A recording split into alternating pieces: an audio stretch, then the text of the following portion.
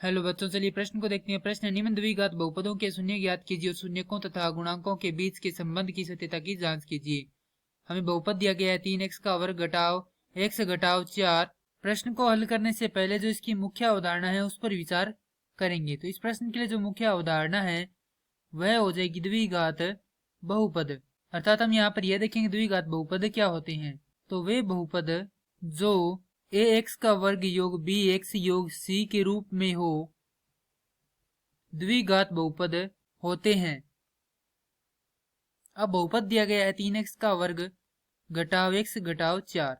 तो अब इसकी अगर इस समीकरण से तुलना करें, इस बहुपद से तुलना करें, तो हमारे पास a का मान आएगा 3, b का मान आएगा ऋणात्मक 1 और c का मान आएगा ऋणात्मक 4। हमें ज्ञात करनी है इस बहुपद के शून्य का, अर्थात x का ऐसा मान जो क्या कर दे, इस पूरे बहुपद को शून्य के बराबर कर दे। तो क्या करेंगे, इसे शून्य के बराबर रखेंगे।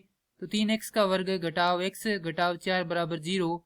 अब हमारे पास ये क्या बन गया, द्विघात समीकरण बन चुके हैं। इस समीकरण को क्या करेंगे, हम हल करेंगे। तो यहाँ पर इसके क्या करेंगे, गुणनखंड करेंगे। तो यहाँ से देखिए 3x का वर्ग घटाव 3x, माफ कीजिए यहाँ पर योग 3x घटाव 4x घटाव 4 बराबर 0।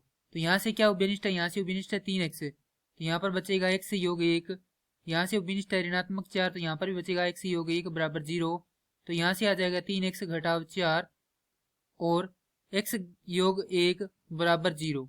हल करेंगे तो यहाँ तो 3x घटाव 4 बराबर 0 है या x योग 1 बराबर 0 है। तो यहाँ से x का एक जो शून्य का वह आ जाएगा 4/3 और दूसरा शून्य का आ जाएगा x बराबर ऋणात्मक 1। अब हम क्या करेंगे, जो गुणांक और शून्य का उनके मध्य संबंध निकालेंगे। तो इसे मान लेंगे अल्फा और इसे मान लेंगे बीटा। तो इनके मध्य संबंध होता है अल्फा योग बीटा, अर्थात शून्यकों का योग फल बराबर होता है ऋणात्मक b/a, अर्थात x का गुणांक भाग में x के वर्ग का गुणांक।